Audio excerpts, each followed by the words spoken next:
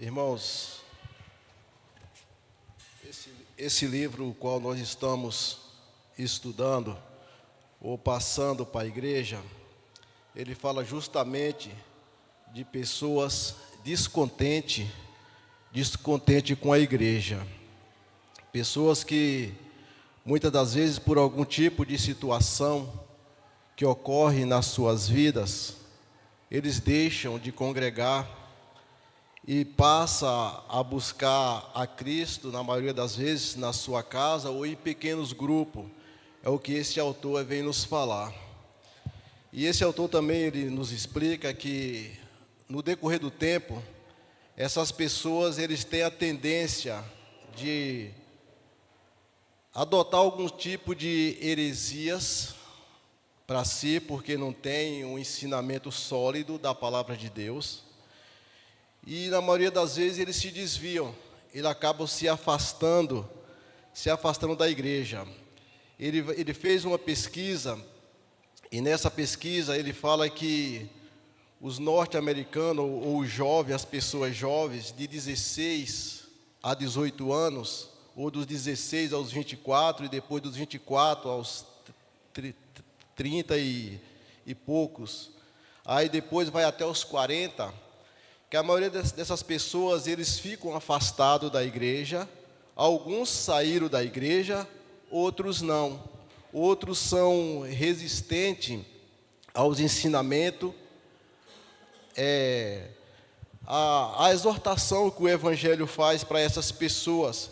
Para algumas, eles acham que o Evangelho não tem nada a acrescentar nas suas vidas. Então, por isso, eles acabam saindo da igreja, ou até mesmo não indo até a igreja. Então, o autor aqui, quando ele nos dá esse versículo, que ele fala que as pessoas nos últimos tempos, eles começam ouvindo pessoas que vão pregar exatamente aquilo que eles querem ouvir. A gente vê no que esse rapaz nos diz aqui, é o Kevin e Ted, é duas pessoas que expondo aqui este livro. E ele vai nos falando que as pessoas, muitas vezes, eles querem ouvir justamente aqueles que vêm massagear o seu ego, ou aqueles que esteja conveniente a eles. E a gente sabe que o Evangelho de Cristo, quando ele foi pregado, deixado por Cristo, e dando o seu seguimento pelos apóstolos, esse evangelho ele trouxe muito confronto para com as pessoas, porque essas pessoas eles não quiseram ouvir o evangelho e aceitar o evangelho da forma que o Senhor deixou. Nos dias de hoje nós vemos que não é diferente. Então a gente vemos aqui, ele dá um título do terceiro capítulo, que ele fala sobre mágoas e heresias. E por que ele fala sobre mágoas? Porque tem muitas pessoas que saem da igreja justamente por mágoas. Não são todas, mas tem algumas que saem por mágoas. Se magoa com alguma pessoa por algum tipo de... possa ser que foi desavença ou não. Tem pessoas que vai na igreja e fica pulando de igreja. De repente, essa pessoa tem uma igreja, ele congrega numa igreja. Mas é pessoas que gostam de ouvir as pessoas falar para eles algumas coisas que eles estão querendo ouvir. De repente, ele está passando por algum tipo de situação na sua vida e vai atrás a gente chama de profecia, fala de profeta, né? Mas como nós sabemos que não existe mais profeta, da forma que existia do Antigo Testamento, então vamos falar de profecia. As pessoas vão atrás de profecia, não dão tanto crédito à palavra de Deus, na maioria das vezes, e acaba sendo, por essas pessoas, enganado ou ludibriado, falando que Deus falou aquilo que Deus não falou, e acaba se magoando porque ouviu algo, acreditou naquilo durante um tempo, e depois disso daí, aquilo não se cumpriu, porque não foi Deus que falou, Foi a pessoa que falou aquilo dela mesma, ou então,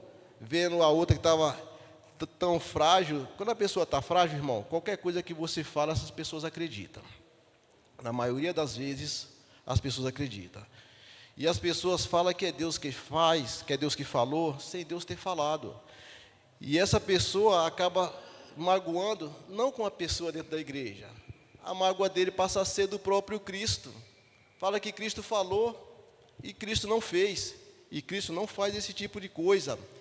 Tudo que Ele fala, Ele faz. Mas a gente tem que ver isso na palavra de Deus.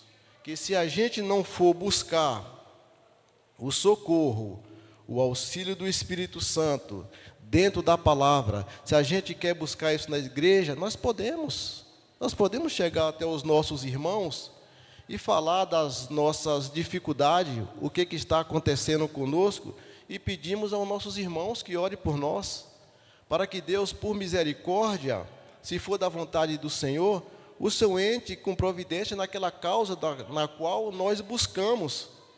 Mas quando nós vamos buscar isso fora das portas das nossas igrejas, a gente nunca, na maioria das vezes, não ouvimos aquilo que o Senhor quer falar, através da sua palavra, ou através de homens fiéis que o Senhor usa para ministrar aos nossos corações.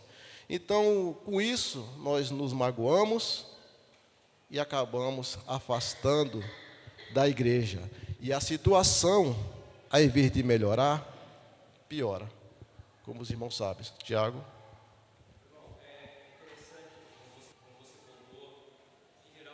Pessoas saem da igreja porque existe algum tipo de mágoa, né? E a mágoa, se você olhar a causa dela, ela surgiu desde algum conflito. Só que foi um conflito mal resolvido. Então, um dos problemas que causa a saída das pessoas é não resolver esses pequenos conflitos internos. Quando não resolvidos, criam mágoas, né? E vai formando cada vez uma barreira maior a ponto, né, de sair da pessoa, sair da igreja. E o problema é a nossa negligência bíblica, né, no cuidado dessas pequenas coisas que geram conflitos e mágoas. Quando nós falamos do contexto de igreja, nós vamos entender que igrejas são pessoas, né, que foram resgatadas por Cristo, mas não são perfeitas. Aí o pecado existe em nós. Deus está trabalhando, né, o nosso caráter, o nosso comportamento, né, o nosso ego, a nossa vida em geral. E diante dessa imperfeição que ainda existe, vai surgir conflitos. E a palavra de Deus, ela sabe disso, né? Deus é muito sábio, ele é ciente disso, só que ele nos ajuda a resolver esses conflitos. Em Mateus 18 tem uma receita, né? Uma receita interessante para que esses conflitos sejam resolvidos e que, quando colocado em prática, você pode simplesmente resolver algo que depois se tornaria um peso enorme a ponto das pessoas saírem da igreja, né? Mateus 18, capítulo 15, diz assim, ó: se o teu irmão pecar contra ti, está no texto aí, você vai trabalhar com ele? Não? Vai ali, procure. Então, muitas vezes, qual que é o problema? O irmão está ressentido com o outro, e guarda isso, trata, né? Sequer o irmão que às vezes o ressentiu sabe que aquilo o ofendeu. E aí ele fica sem expor, porque a ordem é: se o teu irmão pecar contra ti, você que tem que ir procurar. É chegar lá: ô meu irmão, olha, o que você fez, a forma como você falou, não me agradou, eu fiquei muito chateado, eu gostaria de resolver isso com você. Então, às vezes, a negligência é da própria pessoa, e mostrar que está magoado, mostrar que aquilo é ofendido. E quando tratado, e aí você tem caminhos, né, para isso. Se o teu irmão te ouvir, ótimo, acabou o conflito. Se não te ouvir, toma aí 2 testemunhas, né, e vai para que toda a verdade se estabeleça. Se não atender, aí sim, procura a igreja, procura o pastor, procura a liderança para poder tratar, né, o problema. Então, há vários trâmites, né, que você pode resolver o conflito. O problema é que às vezes nós preferimos guardar a nossa mágoa, né, em vez de expor. Isso culmina na saída, né, da igreja, uma insatisfação e a saída da igreja. Então, e o que acontece, o reverendo Tiago, é que as pessoas não procuram isso dentro da palavra de Deus. Como você acabou de citar aí, a palavra de Deus, ela nos instrui, e muito bem. Só que muitas das vezes nós não fazemos isso. E aí acabamos ficando magoados com os nossos irmãos e magoados com Cristo. Achamos que o problema foi Cristo, e não foi. O problema, às vezes, é estar em nós, em não perdoar. Irmãos, vocês têm um pouco de paciência comigo, porque minha língua pega num monte de letra, viu? É N, S, F, I, só Deus, só Deus. Eu não sou gago, né? Eu acho que eu não sou gago, né? Mas eu tenho um pouco de falha na fala. Então, eu tenho falha, tenho falha na fala. De repente, não sou tão gago, mas sou gago, né, irmão Ezequiel? Então, como a gente estava falando, as pessoas não procuram resolver o problema, que nem o pastor Tiago nos trouxe, né? Acaba levando esse problema um pouco adiante, e se não tiver cuidado, acaba saindo da igreja. Esse mesmo autor aqui, ele vai falar de um grupo que surgiu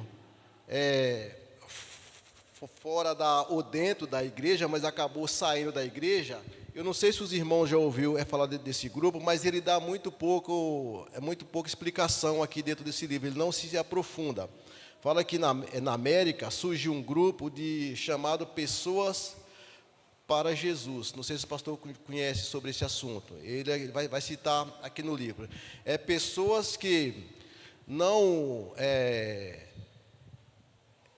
deixa eu tentar achar a palavra aqui. Não concordavam com alguma coisa, com algum tipo de explicação ou com a pregação dentro da igreja. Não concordavam do jeito que a igreja tratava as pessoas em relação ao pecado ou algo desse tipo. Algum tipo de discordância.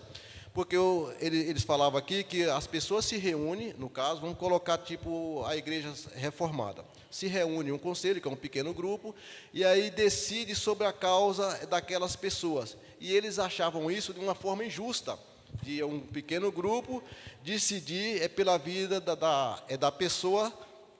Então, eles não concordando com isso, aí criaram esse grupo de pessoas para Jesus, e eram tipo de pessoas que formavam pequenos grupos de oração, de estudos, da palavra de Deus, mas eles não tinham uma doutrina firme, ou uma doutrina sólida diante da palavra de Deus. Então, esse grupo, esse irmão falou que ele não era do tanto ruim, porque era grupo que se reunia, não ia mais na igreja, mas que se reunia, procurava fazer algum tipo de obra social. Mas esse grupo, com o passar do tempo, ele foi acabando, ele foi minando. Porque, irmão, se a gente não tiver uma igreja onde nos pregue a palavra de Deus, onde exponha a palavra do Senhor, onde ela vá falar com o nosso coração, onde nos mantém firme aos pés de Cristo, uma hora, se você ficar só juntando o grupo uma vez sim e outras vezes não, uma hora isso vai acabar. E essas pessoas, o que acontece com elas? Ou sai da igreja, ou deixa de servir a Cristo, como aconteceu com vários desses, como aqui nos fala o autor, e muitos voltam para a igreja. Que eu conheço pessoas que, de acordo com esse grupo aqui, que começaram a estudar. Eu citei isso aqui na outra aula que eu tive aqui, que eu dei aqui.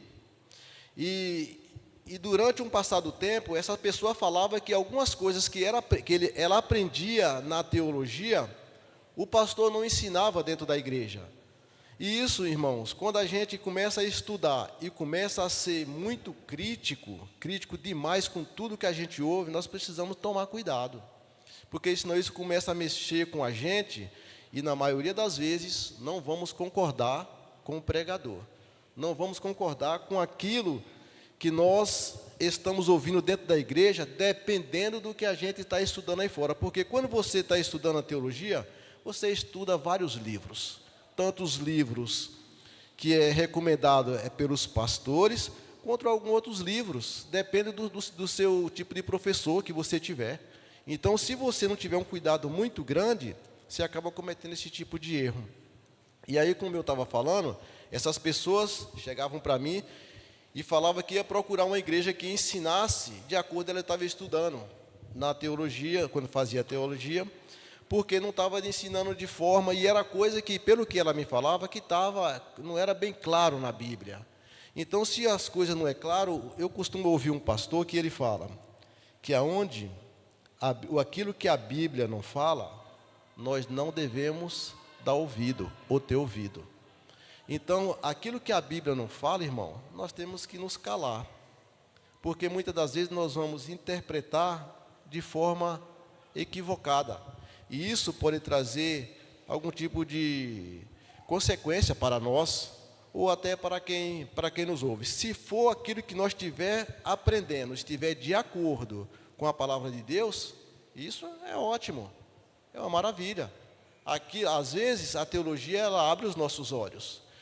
Coisas que nós aprendemos lá atrás, hoje, quando a gente viemos diante dos questionamentos e viemos diante da palavra de Deus, que a gente vê que não é aquilo, foi Deus que abriu os nossos olhos através de homens que estudaram teologia e ensinaram para nós, ou para o povo de Deus. Eu não tenho nenhum curso de teologia, eu fiz uns 2 anos atrás, 2 anos não, 2 anos eu estou aqui, há uns anos atrás, só que a teologia não era reformada, então muitas das coisas que eu aprendi como professor, como os irmãos sabem, e tinha muita discussão entre a gente na sala de aula, porque a gente não concordava com o ensino dele. Perante aquilo que eu já conversei com alguns irmãos, ele saía bem fora da Bíblia, trazia coisas da cabeça dele. Então, quando está fora da Bíblia, vem da cabeça da pessoa, nós temos que ficar vigilante com isso. Mas quando não, às vezes é da nossa cabeça, e a gente não tiver cuidado, aí isso acaba atrapalhando. Em vez de ajudar, acaba atrapalhando. Por que eu estou falando isso para os irmãos? Porque aqui, nesses grupos aqui, tinha estudantes de teologia. E esses estudantes aqui, eles estavam estudando alguns livros, e era livro de pessoas desviadas da igreja. Tem um aqui que é ateu. Ele é ateu. Então, o que acontece com essas pessoas? Quando ele vê esses livros, os irmãos podem até pesquisar, o irmão, com certeza, vocês já ouviram, eu creio, que alguns de vocês já ouviram. O Nicodemos, quando ele estava fazendo o seu doutorado, acho que foi o doutorado, acho que foi o seu doutorado, foi mestrado, não sei, sei que ele estava estudando lá fora. E ele falou que teve um professor que ensinava para ele, e esse professor, ele era um ateu. Então, ele falou que por pouco ele não se tornou ateu. Era como se ele estivesse no seu quarto, fosse orar, fosse falar com Deus, e não está mais ouvindo Deus falar com ele. Então, ele conversando com outro professor, que era mais centrado na palavra de Deus, então esse professor falou assim: qual foi o livro que você leu? Ele falou que por pouco não virou um ateu. Então, o professor deu outros livros para rebater aqueles livros ou aquilo que ele tinha estudado. E isso, pela misericórdia de Deus, o Espírito Santo trouxe esclarecimento para o coração dele, e hoje ele é o homem que Deus tem transformado e tem servido de exemplo para muitos de nós perante a igreja. Então, por que eu falo que nós temos que tomar cuidado? Para não gerar esse tipo de transtorno ou esse tipo de angústia, porque às vezes nós ficamos angustiados, né, e por a nossa falha, por falha nossa, nós acabamos passando por esse tipo de problema, ou por esse tipo de fraquezas espirituais. Quando nós nos encontramos fracos, a melhor fonte para nós é a Bíblia, é buscar a Deus, buscar que o Senhor Ele nos ajude, nos assista nas nossas fraquezas. Eu quero trazer aqui também para os irmãos, aqui no final aqui do capítulo 3 deste livro, ele traz justamente um irmão. Essa pessoa era um crente também, né? Era crente, ou falava que era crente, mas ele tinha ficado desiludido com a igreja, justamente por algumas coisas desse tipo aconteceu, por algum tipo de provações, algum tipo de dificuldade que ele passou, e aí ele se afastou da igreja. e ele estava passando, se encontrou com um grupo de irmãos, e perante esse grupo de irmãos, ele encontrou um irmãozinho que tinha perdido a sua esposa há pouco tempo. E esse irmãozinho que perdeu a sua esposa, ele não fazia nenhum tipo de questão, ou não questionava a Deus de forma nenhuma. E ele se condoeu com aquilo. Falou que esse irmão não tinha se conduído não tinha reclamado, vamos dizer assim, reclamado com Deus, porque Deus tinha tirado a esposa dele, mas ele ficou bravo com o Senhor, só porque o irmãozinho passou por essa situação e contou a ele a situação que ele tinha passado. E aí, ele falou que ele ficou bravo com Deus, e às vezes não entendia por que esse irmão, mas ele está citando os crentes, por que um crente não fica bravo com Deus quando Deus tira algo que é supostamente seu, que no caso aqui foi a esposa dele. Mas irmãos, aí depois o autor aqui, ele cita aqui um texto de Romanos, Romanos, para mim não falar aqui, Romanos 8 e 28.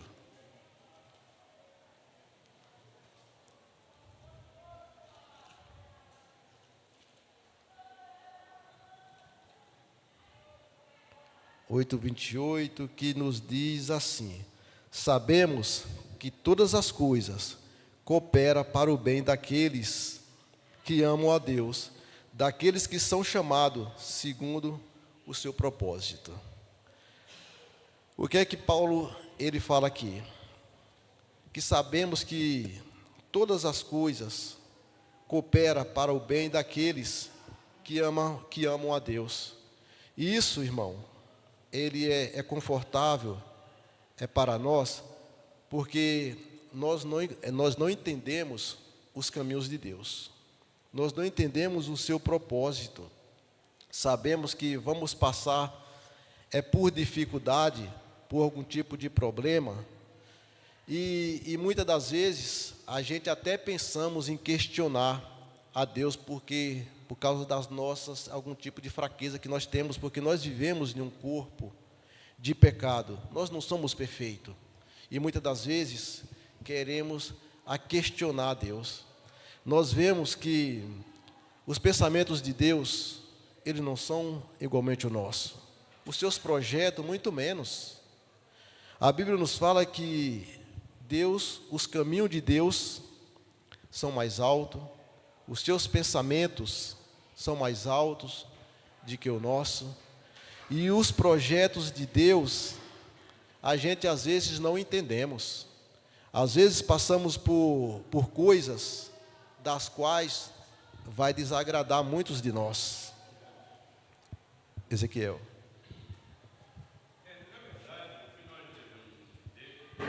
É que existe algumas teorias que faz com que, na concepção deles, Deus está para servir ao homem. E olha que essa história é antiga, né? É a história antiga. Então, eles acham que tudo que eles fazem é uma troca que ele faz com Deus. Então, ele vai na igreja, Deus tem que cuidar dele, ele vai cuidar da família dele, dá o dízimo, tem que resolver os problemas financeiros dele, tem que enriquecer. Então, isso é uma teologia que se passa de geração em geração. E olha que isso é antigo, porque eu lembro que quando eu era criança, 5, 6 anos, ouvi minha avó falar: a dona Antônia, ela falou que passou para ser crente e a vida dela que piorou. A vida dela virou, de fato, um problema muito sério. Por quê? Olha isso há 50 anos atrás ou mais. O que acontece?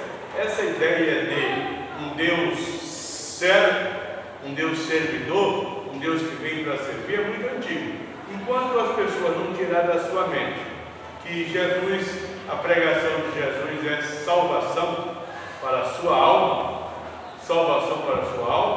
e as pessoas não vão entender isso. Eles vão buscar, muitas vezes, exatamente aquilo que o mundo oferece, né? aquilo que o mundo oferece. Por quê? Para uma pessoa se dar bem na vida, um crente, a primeira coisa que ele tem que fazer é não ser pesado para ninguém. Ele tem que estudar, se preparar, tem que ter uma profissão, tem que se desenvolver, ser honesto, ser econômico, não gastar dinheiro com bobagem, né?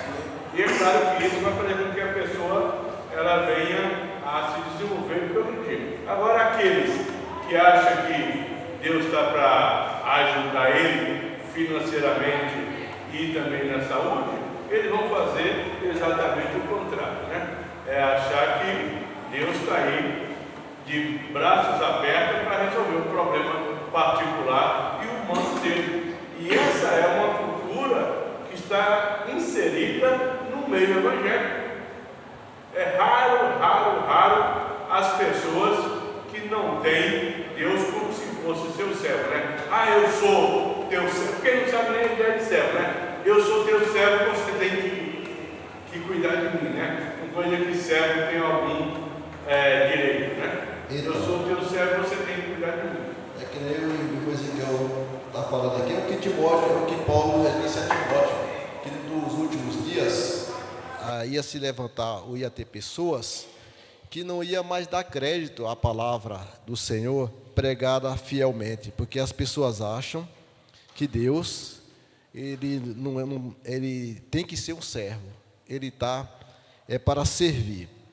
A hora que eu citei aqui que os caminhos do Senhor são mais altos, aqui eu citei Isaías capítulo 55, versículo 8 e 9, caso os irmãos queiram encontrar na Bíblia ou procurar. Pode falar, reverendo Tiago. O diabo é um astuto, né, para enxergar essa realidade. O que o inimigo quer? Justamente que você saia da igreja. Não quer crente na igreja, não quer pessoas fortalecidas na sua fé, no ensinamento da palavra, na doutrina. Então, ele está criando igrejas, né, encontros especializados para oferecer o que esses falsos mestres, né, querem massagear o ego deles. E são essas pregações coaching, né? Essas pregações que vão massagear o ego da pessoa, né? Você é especial, Deus está trabalhando para você, né? Cristo é o centro, mas você é o centro de Cristo. Já ouviram, né? Pregadores falando isso? Então você vê, o diabo é tão astuto que ele está preparando armadilhas para acolher essas pessoas magoadas e ressentidas com as suas igrejas locais e assim desviar da verdade. É simplesmente isso. O que o crente precisa entender, que está acima das mágoas e ressentimentos que ele tem na igreja, é que nós estamos em guerra. E essa guerra é uma guerra espiritual, uma batalha espiritual.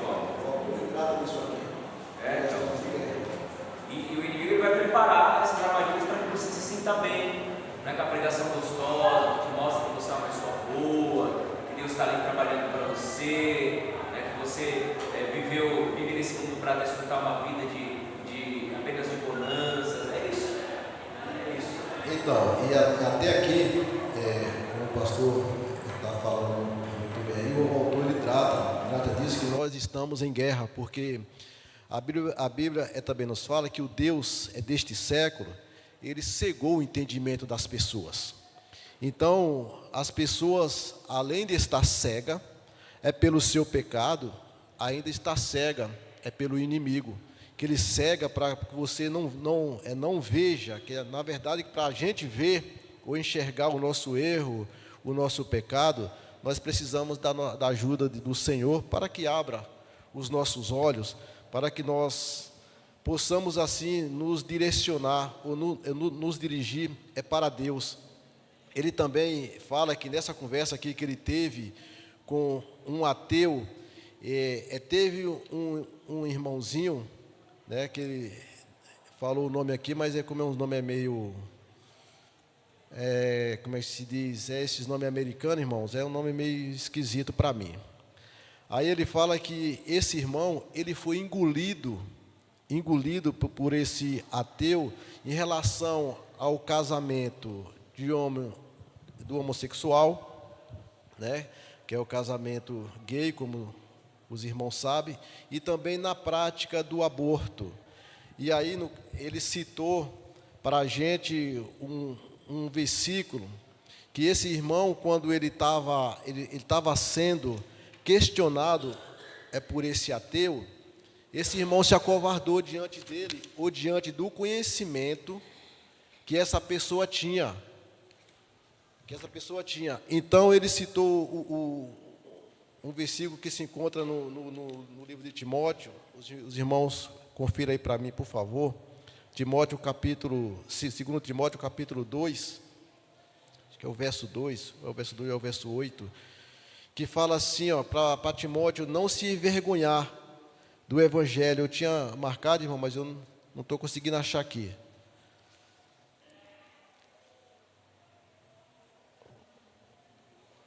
Vou ver se eu consigo encontrar aqui. É 2 Timóteo 1 e 8, que nos diz assim, que é onde Paulo fala, 2 Timóteo aqui 1 e 8. Deixa eu ler rapidinho aqui.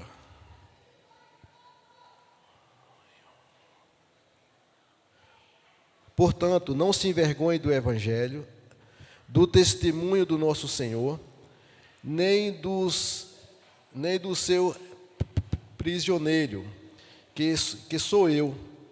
Pelo contrário, participe comigo dos sofrimentos a favor do Evangelho segundo o poder de Deus. Os irmãos sabem aqui que nessa história aqui, o que Paulo está falando, porque o Timóteo era um jovem, e estava diante de pessoas que estavam querendo desacreditá-lo, por ele ser um jovem. Então eles não estavam querendo dar crédito à palavra.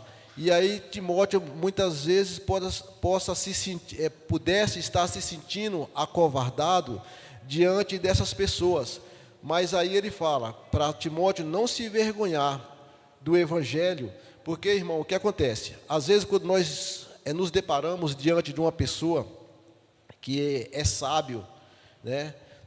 Não vou falar nem sábio, né? Que não é sábio, mas é uma pessoa que tem uma graduação mais elevada do que a nossa, e essa pessoa começa a nos questionar com alguma coisa, e se a gente não tiver preparado perante a palavra de Deus para rebater essas pessoas, nós acabamos sendo engolidos por essas pessoas. E aí parece que aquilo que ele está defendendo é realmente verdade. E aquilo que a gente está defendendo, se você não tiver centrado na palavra do Senhor, bem instruído, você acaba se acovardando diante de pessoas assim. Então, ele cita aqui que para nós, hora que Paulo cita para Timóteo, não se acovardar diante do Evangelho, ou na pregação do Evangelho, para que ele se deixe ser levado por essas pessoas e ser intimidado por essas pessoas quando pregar o Evangelho de Cristo. Sabemos, irmãos, que a Bíblia também ela nos fala sobre a eleição. Se você não for uma pessoa eleita de Deus, a qual Deus chamou, isso dá uma polêmica muito grande também, a qual Deus chamou, né, para a salvação, a gente vai falar para essa pessoa o tempo que for, e ele não vai se converter, porque o Espírito Santo de Deus é quem converte o homem, porque nós sabemos que o Espírito Santo do Senhor, ele convence o homem do pecado, justiça e do juízo. Se o Espírito Santo não abrir os olhos dessa pessoa, independente do que nós falarmos, ele jamais vai vir para a igreja. Que no caso aqui, esse irmão aqui, essa pessoa aqui, esse ateu que está na discussão com esse irmão aqui, ele fala que a igreja, ele não tem nada de bom para poder oferecer para ele. Ele fala que lá fora, isso é o ateu falando, ele fala que lá fora ele vai nas festas, ele se alegra nas festas, se alegra com os amigos, poucos amigos que ele tem, que ele não gosta nem de se misturar muito com as pessoas. Então, por isso, a gente, se Deus não tiver misericórdia dessa pessoa e trazer essa pessoa para ele, essa pessoa ela está perdida, irmãos. Essa pessoa ela está perdida. Pode falar, Ezequiel. Eu ouvi, algo bastante interessante, que é isso que falta. Uma senhorinha velhinha, falando sobre a baleia que engoliu Jonas, e o cara questionou ela. Ela falou: olha, se a Bíblia falasse que Jonas engoliu a baleia, eu problema é esse. É as pessoas não acreditar naquilo que a Bíblia fala. Então, normalmente o fraco, o crente meia boca, né, como se fala aí, é aqueles que estão sempre duvidando da Bíblia, está sempre duvidando da palavra de Deus. Porque se a palavra de Deus, você acredita nela, você passa a ser intocável. Pode vir chuva, pode vir qualquer questionamento, nada vai te abalar porque você está firme na rocha, está firme na palavra de Deus. Agora, se você não acredita na palavra de Deus, acha não sei o quê, acha que o livro é tal livro, acha que isso é aquilo, qualquer coisa vai te desorientar, vai te derrubar e você vai ficar aí que nem um balão, né? Flutuando no meio das conversas. Porque a pessoa que tem conhecimento de Deus, que crê de fato em Deus, nada que venha sobre ele vai abalar ele, porque ele está firme na palavra.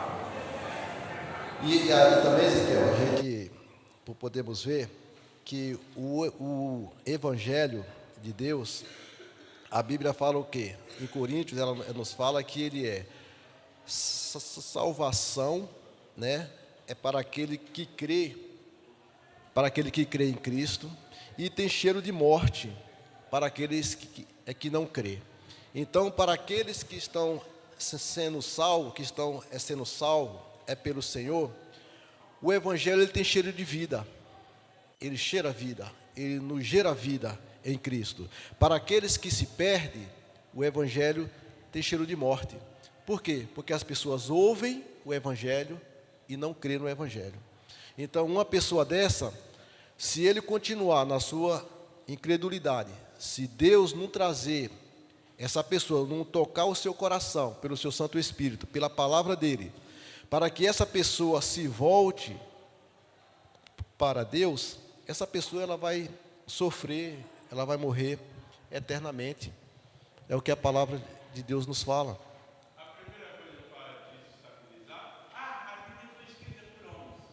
Mas por homem inspirado. Já serve com o quê? Pelo fantasma? Então, a primeira coisa que o cara vem com essa ideia, não, a Bíblia foi escrita por homem, mas não é escrita por homem, né? Aí o cara não tem orientação, não tem estrutura, não tem o Espírito Santo de Deus não habita nele, porque ele é um fraco, né? Aí o que acontece? Ele vai começar a pensar, então, se a Bíblia foi escrita por homem, o homem é falho, né? E assim começa a desvirtuar completamente. Irmão, eu não sei os irmãos, mas se eu tiver conversando com qualquer pessoa que seja, ainda mais se for pessoas do meio evangélico, isso não é para poder ofender os irmãos, não. Se eu tiver conversando com qualquer pessoa do meio evangélico, e ele falar para mim que não acredita em algumas partes da Bíblia, eu falo para essa pessoa que essa pessoa não é crente. Porque, irmãos, a Bíblia, se ela foi inspirada por Deus, nós cremos dessa forma, que foi Deus mesmo que falou para que o homem pudesse escrever. Então nós temos nela a palavra de Deus, é o próprio Deus falando a nós. Então, a hora que a gente chega diante de algumas pessoas, seja ela crente ou não crente, se for um não crente, a gente até compreende essa pessoa falar tal coisa. Porque o Evangelho de Deus, ele como eu falei, ele é vida para os que estão sendo salvos e é morte. Tem cheiro de morte para aqueles que não creem, para aqueles que estão se perdendo. E também fala que a palavra do Senhor é Cristo, ele é rocha, ele é a pedra angular, pedra de escândalo para aquele que não crê. Em 1 Pedro 2:7, nos diz assim, 2 Pedro, a primeira carta de Pedro, capítulo 2, versículos 7 e 8. Eu estou em Pedro. 7 e 8. Portanto, para vocês, os que creem, essa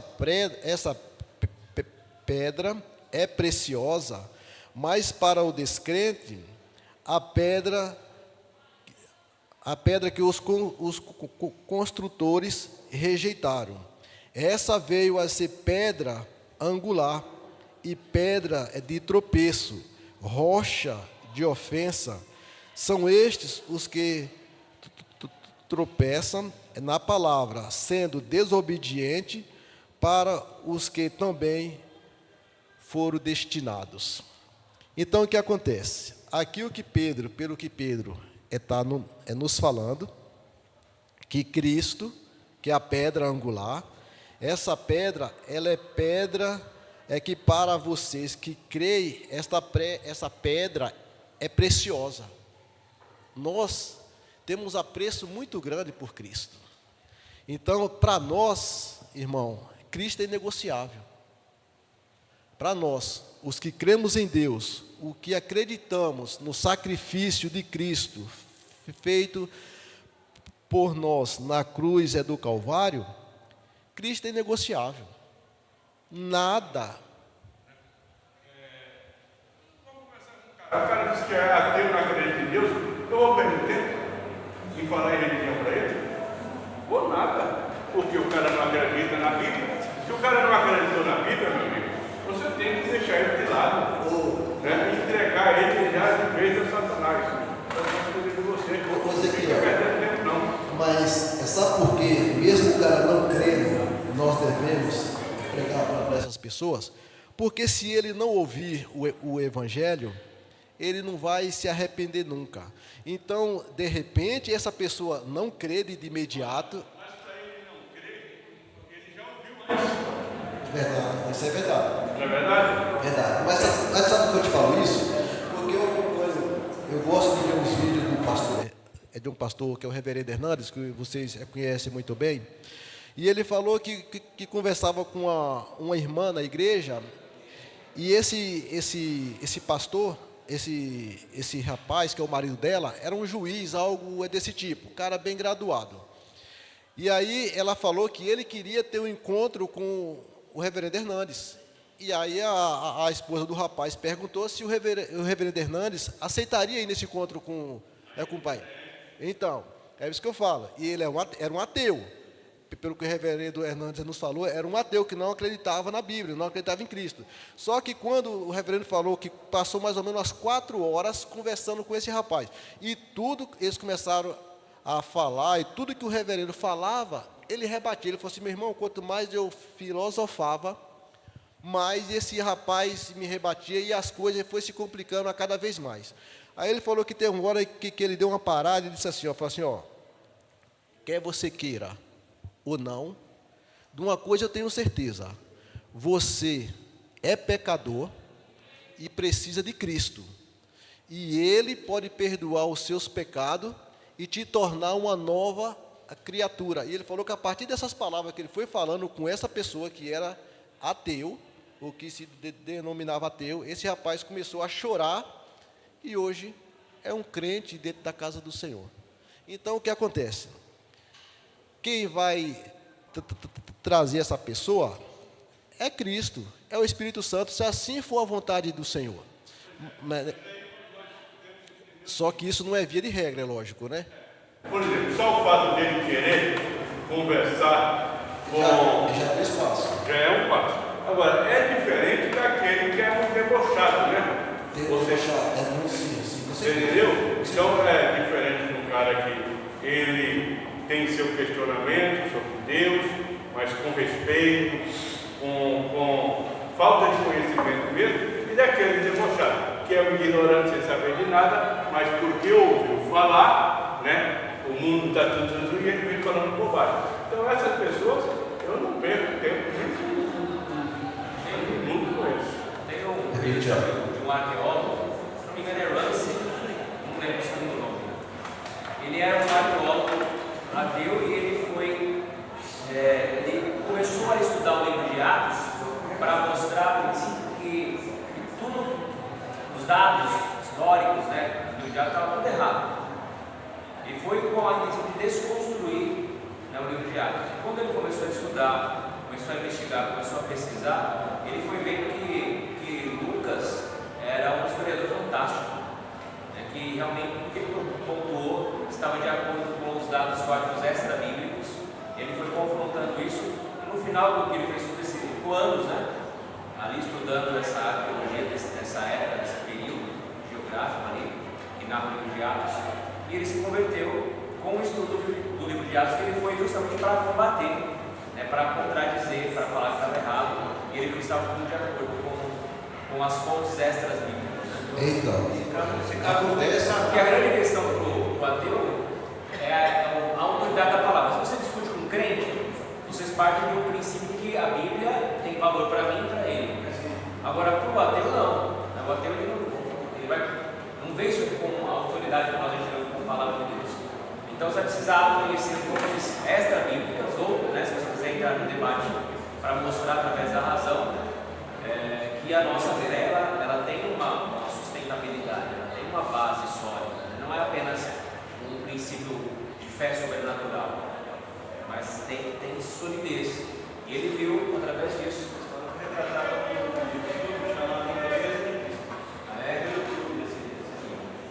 É um filme que está no YouTube chamado Em Defesa de Cristo, que retrata essa passagem que é ateu, ex-ateu.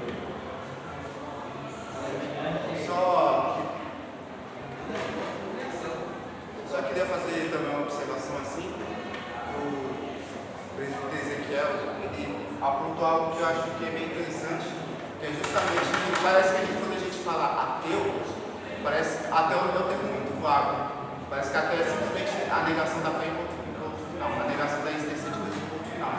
Mas a gente tem que entender que o ateísmo em si, as pessoas que se declaram ateu, ela pode ser levada ao ateísmo por vários motivos. Tem aquelas pessoas que estão magoadas com Deus, tem um aspecto muito mais emocional, e aí elas resistem a Deus, e pessoas que realmente querem uma satisfação intelectual.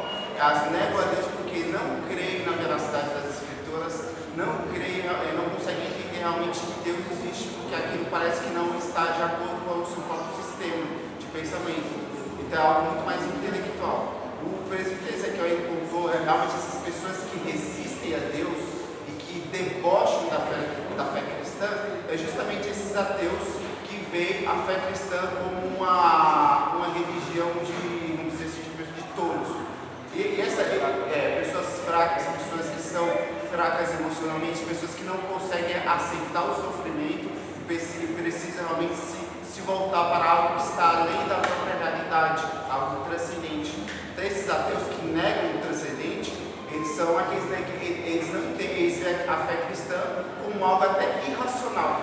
E é estes que a gente não deve, é o que o presbítero Ezequiel até apontou, a gente não deve perder tempo. Em que sentido? Esse ateu, ele não quer saber da fé cristã. Ele não está magoado com Deus em ponto final, mas ele resiste. É aqueles que a gente entende que existe a fé. E vamos pegar um exemplo bem prático, bem conhecido, que é o próprio filósofo que ele foi muito falado entre os ateus e que influenciou o desenvolvimento do ateísmo, que é o Nietzsche, o Friedrich Nietzsche, que foi um filósofo do início do século XX, entre 19 e 20, e que se você pega a história dele, ele foi totalmente opositor da fé cristã, não conseguia aceitar a ideia de ser servo, de aceitar o sofrimento, coisa que a fé cristã ensinava. Naquele período era muito mais comum esses debates. E hoje a gente tem esses ateus que continuam existindo até hoje, pessoas que resistem, que não querem saber, pessoas que resistem à obra do Espírito Santo, vamos dizer desta forma. Agora, tem aqueles pessoas que se declaram ateu porque passaram por um processo traumático, ou estão decepcionados com suas igrejas, ou porque tem muitas dúvidas e precisam realmente de respostas, porque são pessoas imaturas na fé, pessoas que realmente têm uma pobreza doutrinária, porque as suas igrejas às vezes não tem uma riqueza doutrinária e coisa do tipo. Então essas pessoas, a gente deve realmente se preocupar em dar razão da nossa fé. E a questão que até fala, o ponto que a gente trata que é a apologética, é justamente isso, a gente dá razão da nossa fé, não entrar em debate teológico, mas é mostrar àquela pessoa que tem dúvidas genuínas, sinceras, e que quer conhecer e ter as suas dúvidas sanadas, a gente poder responder a elas e mostrar que a fé não é uma fé de todos, não é a fé de, vamos dizer assim, de uma maneira mais chula, uma fé de idiotas, mas realmente é a palavra de Deus e que realmente conduz a nós uma vida realmente sadia, tanto emocional, espiritual e em todos os aspectos da nossa vida. É mais ou menos isso. A gente tem que ter clareza essa questão do ateísmo. Acho que eu falei demais. Fala. Uma história que eu vi, que é semelhante ao que o pastor Tiago comentou. O ateu, ele cresceu numa família que não via Cristo como Deus, como a espiritualidade existia. Eles era a humanidade pela humanidade, e ele era um grande advogado. E ele começou a isso, ele falou, Deus existe, ele começou a ter um amigo que era crente, ele falou, vou provar que não é crente. Ele falou, vou destrinchar a Bíblia. E ele passou 2 anos estudando a Bíblia, mas estudando mesmo, pegando ali, pegando os trechos, os livros, que ano que era, de onde que era, e ele começava a apontar que era impossível o ser humano, pelo ser humano, apontar em centenas e centenas de anos de espaço, de um capítulo para o outro, e apontar sempre para o mesmo local. Então, assim, ele começou ali, naquele estudo dele aprofundado, ele se converteu, ele se rendeu, eles falam que ele se converteu, ele se rendeu a Cristo, porque não era impossível para o ser humano, para a humanidade, maquinar algo tão grande que fosse apontar tudo para o mesmo local.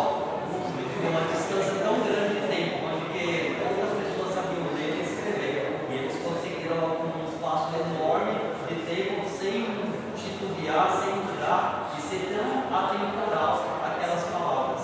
E aí ele falou que foi obrigado a se render a Cristo e hoje ele é um cristão. Eu já ouvi falar alguns irmãos dizer algumas palavras E é verdade. Se a pessoa parar, o ateu, o não evangélico, se ele parar para dar ouvido ao evangelho, na maioria das vezes ele se converte, ele se rende. Porque a palavra de Deus, ela é poderosa. E ela tem o poder de transformar a vida e quebrantar os corações e tornar uma pessoa que antes fazia tudo de errado, a partir de um certo tempo, ele começar a trabalhar para Deus, fazer a obra do Senhor com amor, porque a palavra tem o poder de quebrantar o coração, e perdoar os pecados, e tornar uma pessoa uma nova criatura. Meus irmãos, o meu horário já estourou, passei 2 minutos. Eu tinha algumas coisas aqui sobre o texto aqui de 1 Pedro, do capítulo 2, 1 Pedro, capítulo 2, 7 e 8, mas fica para uma próxima oportunidade. Que Deus em Cristo continue abençoando a igreja, que o Espírito Santo do Senhor continue a quebrantar os corações que ainda não servem a Deus. E nós, como crente, que a cada dia mais valorizemos a nossa igreja, os nossos irmãos, e que o Senhor faça a comunhão, dia após dia, ser aumentada na presença de Deus. Jefferson.